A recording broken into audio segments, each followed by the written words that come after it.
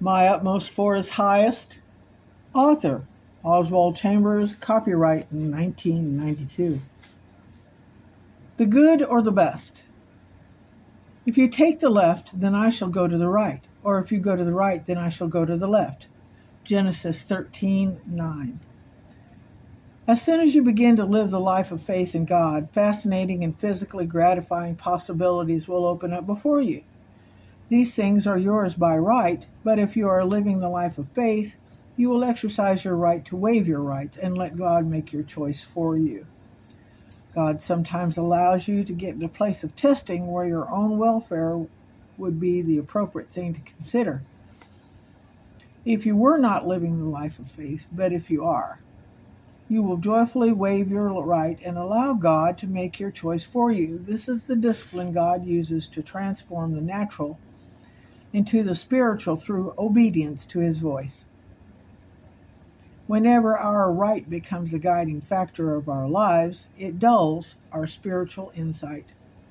The greatest enemy in the life of faith in God is not sin, but good choices which are not quite good enough. The good is always the enemy of the best. And in this passage, it would seem that the wisest thing in the world of Abram to do would be to choose. It was his right, and the people around him would consider him to be a fool for not choosing. Many of us do not continue to grow spiritually because we prefer to choose on the basis of our rights. Instead of relying on God to make the choice for us, we have to learn to walk according to the standard which has its eyes focused on God. And God says to us, as He did to Abram, "Walk before me." Genesis 17:1. Thinking of prayer as Jesus taught. Pray without ceasing. 1 Thessalonians 5:17. Our thinking about prayer, whether right or wrong, is based on our own mental conception of it. The correct concept is to think of prayer as the breath in our lungs and the blood in our hearts.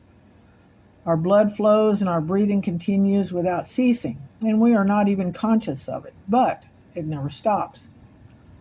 We are not always conscious of Jesus keeping us in perfect oneness with God, but if we are obeying Him, He always is. Prayer is not an exercise, it is the life of a saint. Beware of anything that stops the offering up of prayer. Pray without ceasing. Maintain a childlike habit of offering up prayer in your heart to God all the time. Jesus never mentioned unanswered prayer. He had the unlimited certainty of knowing that prayer is always answered.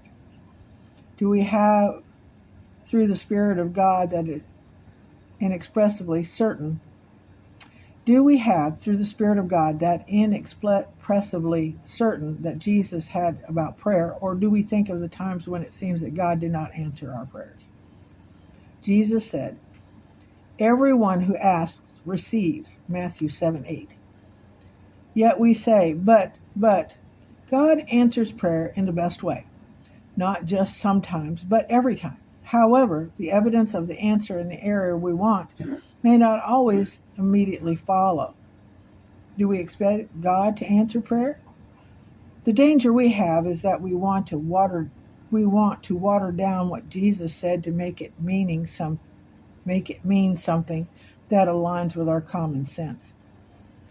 But if it were only common sense, what He said would not even be worthwhile. The things Jesus taught about prayer are supernatural truths He reveals to us.